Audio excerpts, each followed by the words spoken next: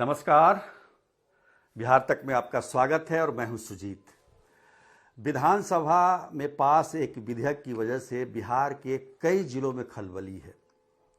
खासतौर पर पूर्वी चंपारण, पश्चिमी चंपारण, सिवान, गोपालगंज, सारण और पटना, क्योंकि इन जिलों में बेतिया राज की ज़मीनें हैं और उन ज़मीनों को अब सरकार अपने अधिकार क्षेत्र में लेने जा रही है। देखिए, ये विधेयक तो पास हो गया, अब ये चर्चा का विषय बना हुआ है पूरे इलाके में, इन जिलों में, कि भाई कौन कौन सी ज़मीन इस परिधि में आएगी, क्योंकि चंपारण की अधिकतर ज़मीनें तो बेतिया राज की ही है। तो इसमें कौन कौन इसके लपेटे में आ रहे हैं, सब चिंतित हैं। देखिए, एक तरफ ज़मीन का सर्वे भी चल रहा है बिहार में और दूसरी तरफ ये बेतिया राज का मामला। बड़े ही कस्मकस में है वहाँ के जमींदार, वहाँ के बासिंदे, वहाँ के किसान। बहुतों ने जो खेत खरीदी है, जो ज़मीनें खरीदी है, बाद में कई हाथों से वो ज़मीन चलती हुई आई है, उसका क्या होगा? या फिर ज़मीन सर्वे में जो उन्होंने उसको अपनी ज़मीन मानकर सर्वे कराया है, उस पर किसका अधिकार होगा? तो काफ़ी हम कह सकते हैं कि कॉम्प्लिकेटेड मामला हो गया है और सारे लोग चिंतित भी हो गए हैं। या तो सरकार को बेतिया राज की ज़मीन का मामला ज़मीन सर्वे से पहले करा लेना चाहिए था। जो उन्होंने अगस्त में ज़मीन सर्वे का काम शुरू किया बिहार में, उससे पहले ये करवा लेते, उसके बाद ज़मीन सर्वे कराते। खैर, अब स्थिति ये है कि लोग सर्वे कराएं नहीं कराएं, कौन सी ज़मीन निकल जाएगी, सब इसी पेशोपेश में है। देखिए, सरकार ने स्पष्ट किया है कि 1897 के बाद जो भी ज़मीन बांटी गई है बेतिया राज की, वो ज़मीन जो है एक तरीके से अवैध है और उस पर अगर कब्जा है तो उसको सरकार छुड़ाएगी। बेतिया महाराज के जो आखिरी राजा थे बेतिया राज के, जुगल किशोर, जो कि जुगल किशोर जी के बेटे हरेंद्र किशोर, उनकी पत्नी थी जानकी कुंवर। जानकी कुंवर बहुत हाल तक, आज़ादी के समय तक जीवित रही और उनके नाम पर बहुत सारे स्कूल कॉलेज भी हैं। अंग्रेजों ने 1897 में जानकी कुंवर पर एक तरीके से बैन लगा दिया कि आप ज़मीन जायदाद को बेच नहीं सकती है, क्योंकि बेतिया राज पर अंग्रेज़ों की काफ़ी उनके लोन काफ़ी थे। बेतिया राज पर ऋण लिया था बेतिया राज ने, और ऋण क्या होता था, वही लगान की वजह से, लगान नहीं देने की वजह से ये ऋण बढ़ता गया और एक स्थिति ऐसी आई कि अंग्रेज़ों ने एक तरीके से पूरी तरह से कब्जा कर लिया बेतिया राज पर और जानकी कुंवर को वहाँ से निकलना पड़ा, महारानी जानकी कुंवर को, और वो प्रयागराज में, जो कि उस समय का इलाहाबाद था, वहाँ जाकर बहुत सालों तक रही। बहुत सालों तक इसलिए कहूँगा कि गांधी जी जब 1917 में चंपारण गए थे तो उनको जब ये पता चला कि बेतिया राज की ज़मीन ऐसे ही पड़ी हुई है नावल्द, तो उसको पता लगाने के लिए उन्होंने एक व्यक्ति को महारानी के पास भेजा भी था, जिसका जिक्र कई जगह पर होता है। तो कहने का मतलब ये है कि जो इस तरह की ज़मीनें होती हैं जिसका कोई माई बाप नहीं होता है, कोई मालिक नहीं होता है, अचानक वंश खत्म हो जाता है, तो उसको इस्चीफ कहते हैं। इस्चीट सरकारी भाषा में, क्योंकि इसका कोई उत्तराधिकारी नहीं है। तो इन परिस्थितियों में वो संपत्ति सरकार की हो जाती है। कायदे से तो आज़ादी हमें मिली 1947 में, उसी समय ये काम होना चाहिए था, तो आज इतना कॉम्प्लिकेटेड नहीं होता।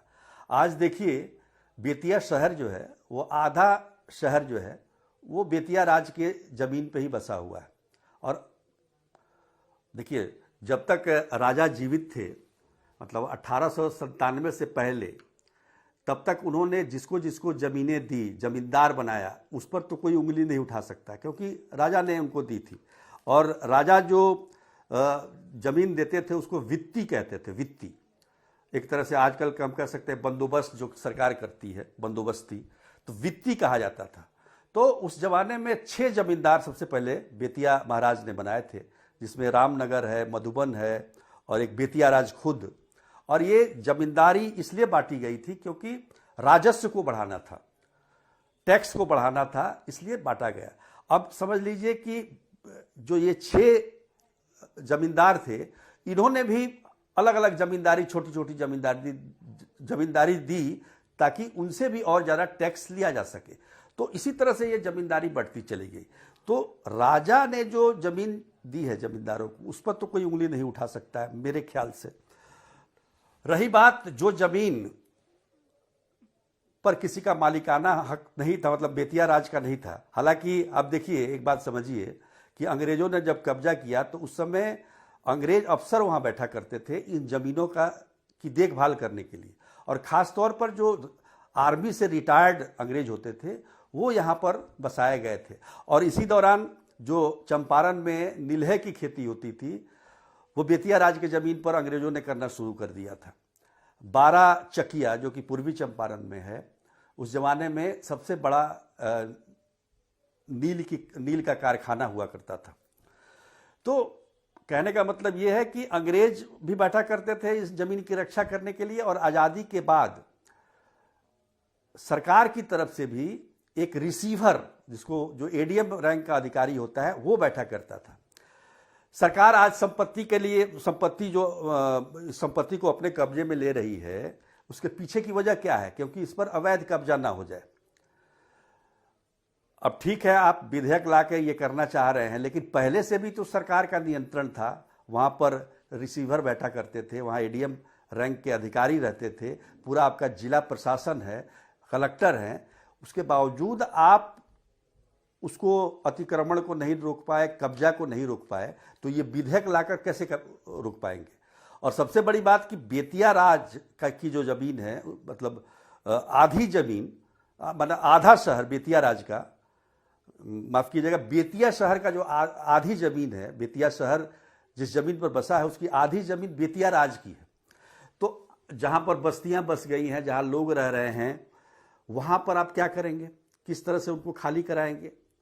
तो ये एक बड़ी समस्या है। अब देखिए, यहीं पे राजीव नगर है पटना में, सरकारी जमीन पे है, लेकिन इसके बावजूद, कोर्ट के आदेश के बावजूद भी वहां से लोगों को हटाया नहीं जा सका, क्योंकि इतनी ज़्यादा संख्या में लोग वहाँ पर काबिज हैं।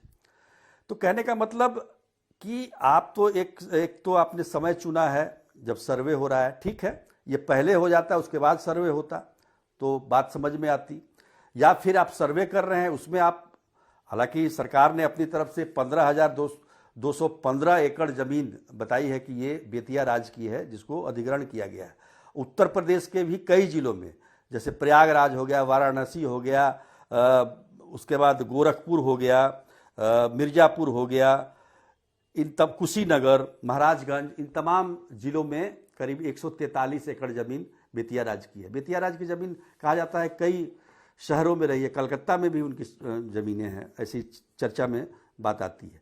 तो ये जो चीज़ें होती है ना, ये जो मतलब चल रहा है, ये लोगों को एक तरीके से उनके अंदर जो है, जो किसान वर्षों से खेती कर रहे हैं, वो क्या होगा, इस पर अभी बात स्पष्ट रूप से सामने नहीं आई है। देखिए, इसकी बेतिया राज के ज़मीन की ज़्यादातर लूट जो हुई है वो आज़ादी के बाद हुई है, जब राजनीतिक तौर पर इसकी ज़्यादा लूट हुई है।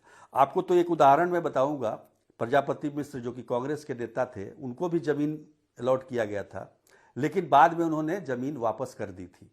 कई तरह और भी नेता जो चंपारण के हैं, उन्होंने भी आज़ादी के बाद बेतिया राज के ज़मीन पर कब्जा जमाया और आज रह रहे हैं वहाँ पर।